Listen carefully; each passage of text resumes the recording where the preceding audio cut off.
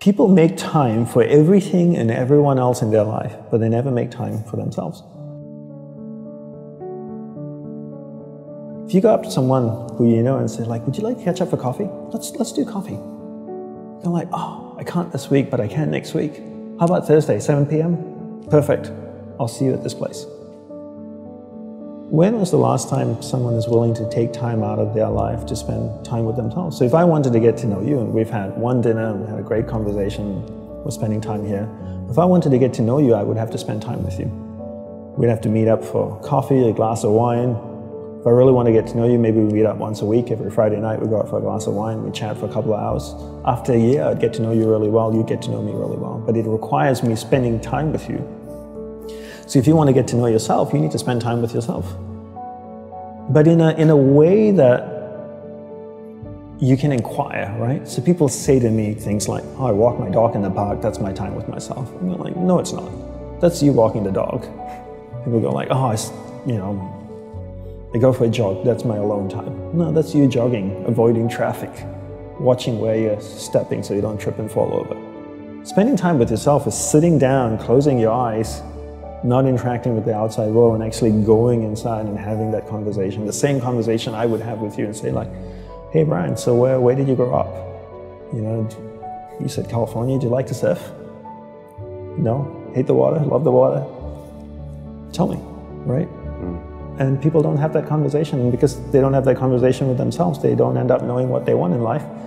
Because they don't know what they want in life, they can't focus that finite amount of energy, and then they don't live a lifestyle that brings them happiness, and most people end up being unhappy. A couple of things I would say. One is simplify your life. Everybody's so busy.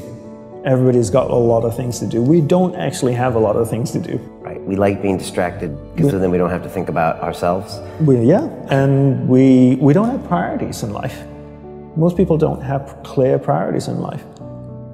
You know, for me, my goal is to simplify my life, simplify the number of people in my life, and simplify the number of things in my life. We only have a finite amount of energy each day, right? But every year, we have more people in our lives. Is that a fair statement? More Facebook friends, more people you're connected with, but your energy stays the same. So that's not a proportionate growth. If your energy is increasing every year proportionately with the number of things and people in your life, then we don't have to talk about this. But your energy level is the same. But the amount of people and things in your life are growing almost exponentially. So whereas that doesn't work.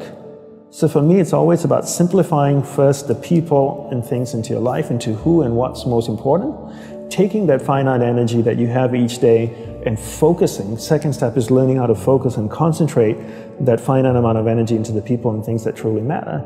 Now you start to create a lifestyle that you actually love because you're invested into people and things that matter.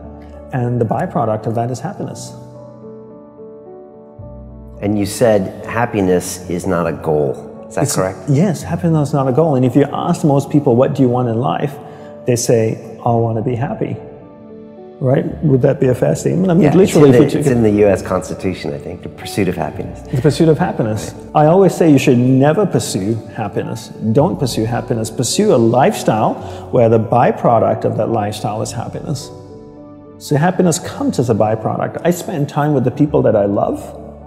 What is my byproduct? I'm happy. I spend time with people I don't like. I'm not happy. So don't pursue happiness. Pursue a lifestyle that gives happiness. But in order to pursue that lifestyle, you need to be clear what you want in life.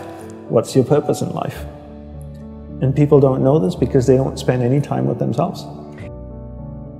People think that the more you meditate, the better it is. So 20 minutes of meditation is not as great as 3 hours of meditation. And it's actually not how we work. For us, we believed in quality as opposed to quantity. We spent the whole day preparing to meditate. What comes before meditation? Concentration. Concentration comes before meditation. So you need to learn how to concentrate in order to meditate. And we believe that you can't meditate if you can't concentrate. So we spend the whole day focusing on concentration. So when I spoke with someone in the monastery, I spoke with another monk, I gave them my undivided attention. When I worked on my laptop, I focused on working on my laptop. When I swept the sidewalk, I focused on sweeping the sidewalk. So throughout the day, I'm practicing concentration. Now when I go to sit down to meditate, I'm really focused, and I can have a dynamic meditation session. And I always use the simple analogy of, take Usain Bolt, for example, the sprinter, right? I don't know much about him except he won 3 gold medals, fastest man on earth from Jamaica.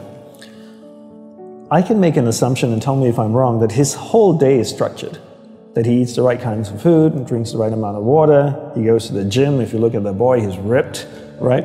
Probably works out, runs every day, I'm sure, sprints, does all kinds of things. But his whole day is preparing him for what, 9.57 seconds or whatever it is his world record is, not the other way around. And people come up to me all the time, Brian, and they say, Dandapani, I'm so stressed out, I've got so much happening in my life. Do you think if I meditate for 5 minutes in the morning, it'll help my whole day? I'm going like, well, what are you doing the remaining 23 hours and 55 minutes? That's what I want to know. Because if you try to meditate for 5 minutes in the morning and the rest of the day you just live a chaotic life, that's not, it's a good start, but it's not really helping you. It's like eating a carrot in the morning and then eating hamburgers and fries all day and hoping to have a healthy diet. You have to understand that your whole day, your lifestyle is what's going to support your meditation practice at the start, and then your meditation practice grows, and then it turns around and supports your lifestyle. Right. But not the other way around. You don't create a meditation practice to support your lifestyle. You create a lifestyle first, meditation second.